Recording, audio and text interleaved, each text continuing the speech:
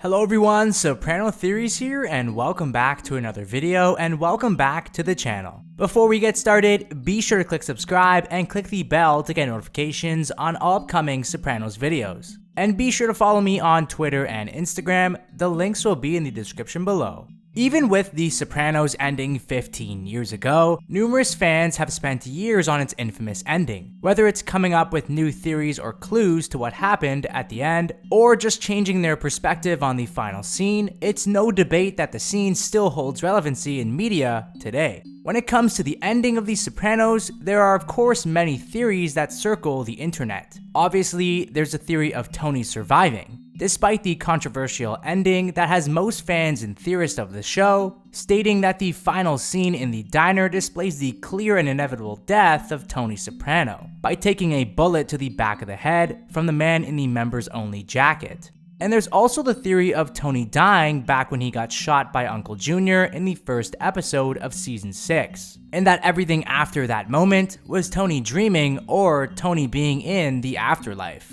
But when the screen does suddenly go black in that final episode, many viewers think that it wasn't Tony who died, but rather it was us, the viewer. And in an interview with David Chase that will be linked below, titled The Sopranos: The Complete Book, David Chase spoke on the infamous ending and how the audience's wishes and hopes for what the ending should have been was not how he wanted the legendary series to end on. Audiences wanted the ending to be a bloodbath and to see Tony get whacked in a similar fashion like Phil Leotardo. The audience's wishes were to see Tony's ultimate demise that resulted in death, despite us rooting for this anti-hero all series long, who displayed clear themes of guilt, greed, murders, and narcissistic behavior throughout the entirety of the series. The Sopranos differentiate itself from typical television in how television connected to their audience. It engaged the audience and made the audience an integral part of the show by incorporating the audience's reactions and emotions throughout the series.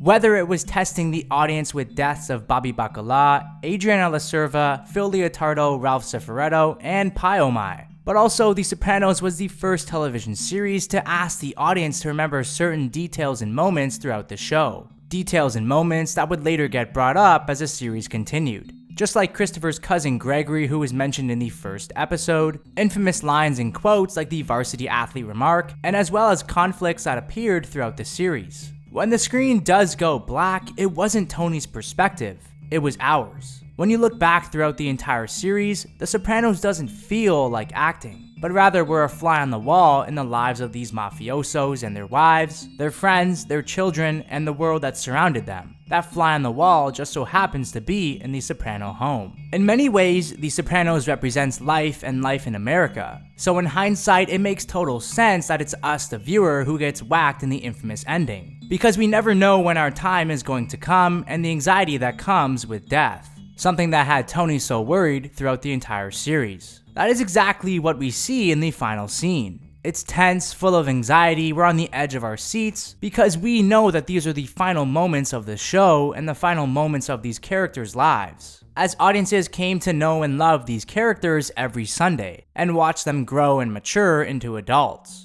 Whether it was Tony's two children in AJ and Meadow, and even Tony and Carmela, and how the two of them grew into one another and strengthened their marriage. David Chase ultimately whacked us in the final scene, because we stopped hearing the music of Journey's Don't Stop Believing, and thus we never saw the hit coming at the very end. This mirrors and echoes the themes of death and the inevitability of death that we see constantly throughout season 6. Whether it's Bobby Bacala's infamous line, "You probably don't even hear it when it happens, right?"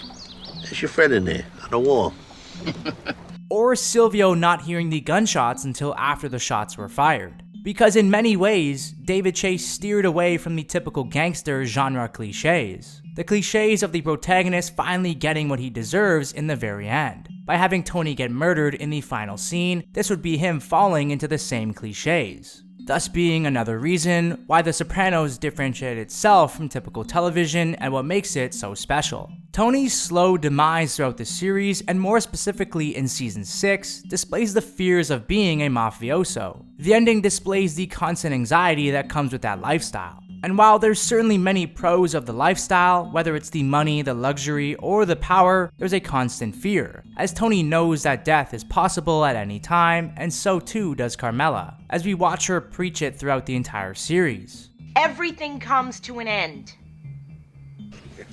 Just make sure nothing happens to him. What's gonna happen? Wake up, Tony. It already did.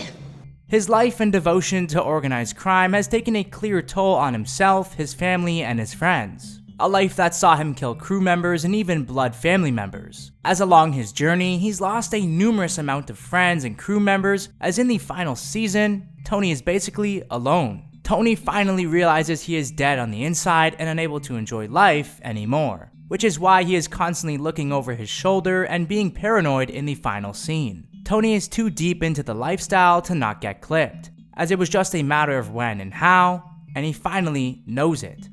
There's two endings for a guy like me. High-profile guy. Dead or in a game.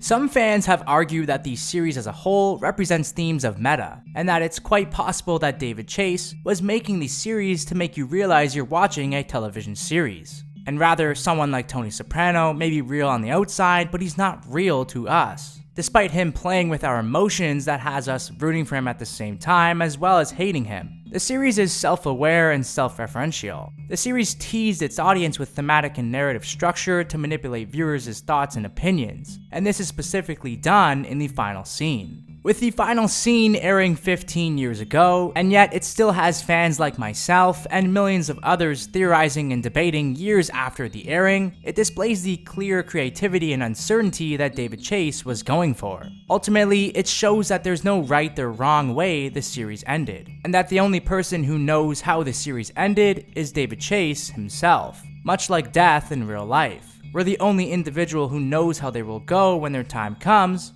is themselves.